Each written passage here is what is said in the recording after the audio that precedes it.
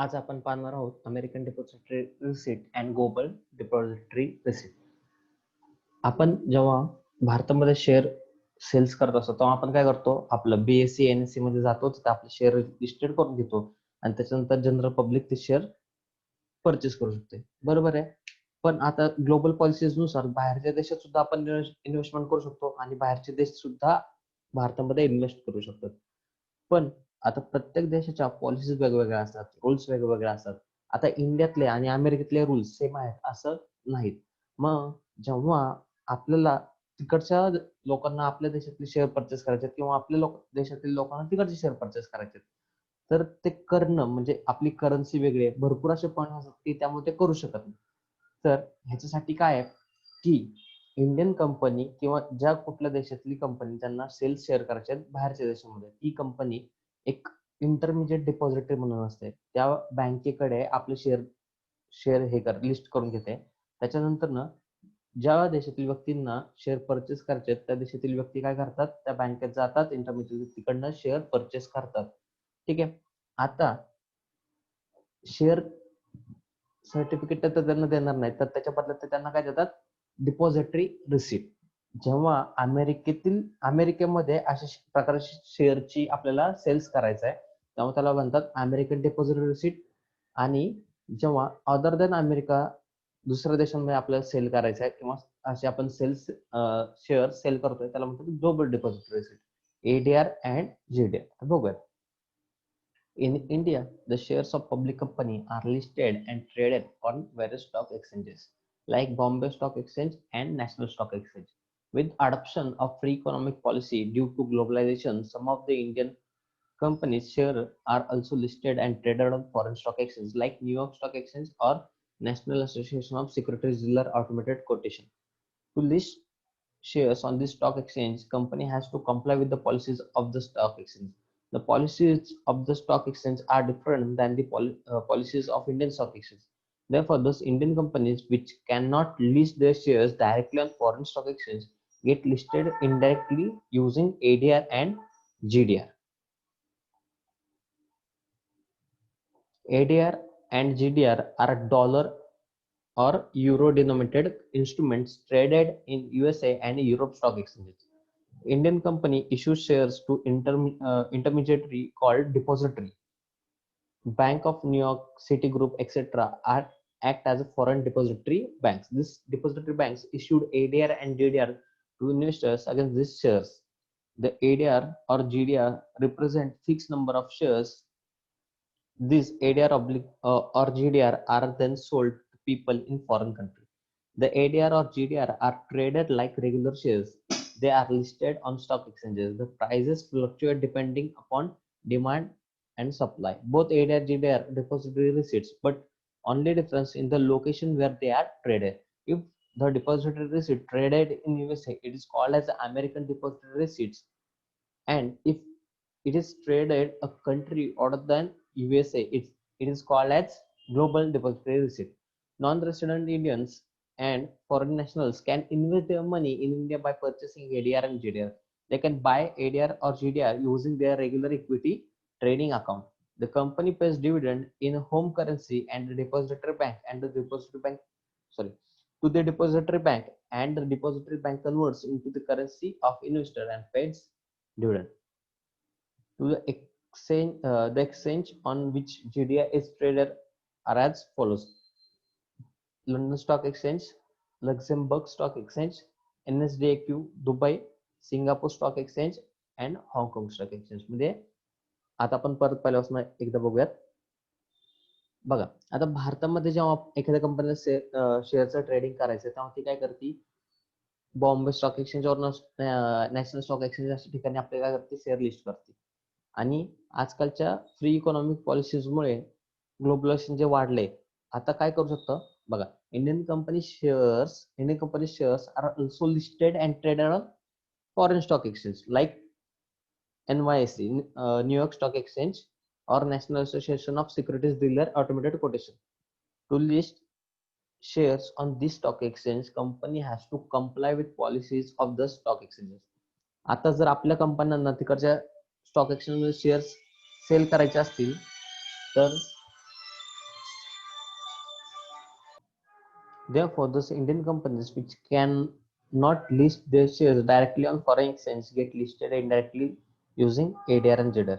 ज्या Indian companies त्यांचे share दुसऱ्या स्टॉक एक्सचेंज मध्ये लिस्टेड करून घेऊ शकत नाहीत, त्या काय करतात, इनडायरेक्टली कशा थ्रू लिस्ट होतात, म्हणजे कशा थ्रू ट्रेडिंग करतात, ते एडीआर आणि जीडीआर. आता एडीआर आणि जीडीआर हे डॉलर किंवा युरो म्हणजे ते फॉरेन करन्सीमध्येच त्यांचं ट्रेडिंग चाललेलं असतं. Indian company issues to an intermediary call depository. आता बघा, भारतीय कंपनी काय करते, डिपॉझिटरीकडे शेअर्स इश्यू करते. आता डिपॉझिटरी कोण, म्हणजे बँक्स असतात. कुठली बँक, आता उदाहरणार्थ bank of New York and Citigroup etcetera. आता ह्या बँका as a foreign depository bank म्हणून काम करतात. आता ह्या काय करतात, this depository banks issue ADR and GDR to investment against this shares. आता ज्यांना हे शेअर्स, इंडियन कंपनीचे शेअर्स बाय करायचे, त्या काय करणार, ज्या पर्सन्स ते डिपॉझिटरीकडनं एडीआर किंवा जीडीआर परचेस करणार. इंडियन कंपनीने काय केलंय, डिपॉझिटरीला शेअर्स इश्यू केलेत आणि ते शेअर्सचं कन्व्हर्जन डिपॉझिटरी कशामध्ये करते, एडीआर अँड जीडीआर झालं. आता एडीआर जीडीआर काय असं, represent fix number of shares. This ADR GDR then sold to people in foreign country. Sorry, the ADR oblique GDR are traded like regular shares. They are listed on stock exchanges. The price fluctuate depending upon demand and supply. म्हणजे जसे Indian शेअरची price तसंच ADR GDR ची पण price ठरते. Both ADR and GDR are depository receipt, but only difference is the location. आता बघा, ADR कुठं, अमेरिकेमध्ये, युएसए मध्ये, आणि जीडीआर कुठं, अदर दॅन युएसए. कुठली कंट्री असेल अदर दॅन युएसए, तर तिथं काय वापरली जाते, जीडीआर. आता एनआरआय किंवा फॉरेन नॅशनल ज्यांना इंडियन शेअर्स परचेस करायचे, ते एडीआर जीडीआर वापरून इंडियन शेअर्स परचेस करू शकतात. आता the company pays dividend in home currency to the depository bank. आता बघा, इंडियन कंपनी जो काय तिला प्रॉफिट होईल त्यामुळे डिव्हिडंड पे करते कोणाला, डिपॉझिटरी बँकला, इंडियन करन्सीमध्ये. त्याच्यानंतर डिपॉझिटरी बँक काय करते, त्याचं कन्व्हर्जन त्या लोकल करन्सीमध्ये करते, की जिथे जिथल्या इन्व्हेस्टर्सने शेअर परचेस केलेत आणि त्यांना पुढे त्या करन्सीमध्ये डिव्हिडंड पे करायचं काम करते. आता बघा, the stock exchange on which GDR is trader, आणि खाली प्रमाणे जीडीआर ज्या स्टॉक एक्सचेंज मध्ये ट्रेड केली जाते त्यांची नावं दिलेली आहेत. आता त्यानंतर शेवटचा पॉईंट येतोय ह्या चॅप्टर मधला, कमर्शियल बँक्स. त्याच्यानंतर नाही फायनान्शियल इन्स्टिट्यूशन्स, पण तो तुमच्या पोर्शन मधून कट केलेला आहे. सो हा आपला चॅप्टरचा लास्ट पॉईंट आहे. आता कमर्शियल बँक्स म्हणजे आपण ज्या शेड्यूल बँक बघतो, म्हणजे नॉर्मल बँक्स, त्या म्हणजे commercial banks. There are a number of sources of financing short and medium-term business requirements. Among these, commercial banks constitute the most predominant source. Commercial banks play a significant role in corporate financing in India. Commercial banks, by introducing a variety of deposit schemes tailored to individual depositors' need, mop up saving of people and make use of these savings to meet varied requirement of corporate enterprises. बघा, Indian बँका काय करतात, ज्यांच्याकडे saving, लोकांकडनं saving म्हणून त्यांचे पैसे गोळा करतात, ठीक आहे. आता त्यांच्याकडे पैसे आले, तेच पैसे पुढे उद्योगधंद्यांना, म्हणजे बिझनेसेसला, कंपनीजला प्रोव्हाइड करतात. त्यातनं काय होतं, त्या काय करतात, जेव्हा इंटरेस्ट देतात तेव्हा एकदम लो रेटवरती देतात, आणि जेव्हा इंटरेस्ट घेतात तेव्हा हाय रेटनी. हा त्यांचा बिझनेस, त्यातनं त्यांचा प्रॉफिट होतो. आता बघा, कमर्शियल बँका बिझनेसला कशा प्रकारे मदत करतात, by commercial banks assist corporate enterprises by granting term loan to the enterprise to companies, by subscribing to shares and debentures of companies, by underwriting the issue of securities of the company. एक loan देऊन करतात normally, त्याच्यानंतर कंपनीचे shares किंवा debentures purchase करून करतात, नाहीतर काय करतात, अंडर रायटिंग करतात. आता अंडर रायटिंग काय असतं ते तुम्हाला थोड्या वेळी कळेल. अंडर रायटिंग मीन्स काय असतं, की त्या शेअर परचेस नाही करत, पण ज्यांचं मिनिमम कॅपिटलची रिक्वायरमेंट कम्प्लीट होण्यासाठी जे काही शेअर्स कंपनीला विकायला लागतात, ते जर सेल झाले नाही, तर सेल करण्याची गॅरंटी, परचेस करण्याची गॅरंटी कोण घेतात, अंडर रायटर्स घेतात. ठीक आहे. पुढं, commercial banks also play an important role in providing short-term finance. They have become primary source of financing working capital of the business. In India, primary source of financing working capital are bank credit and trade credit.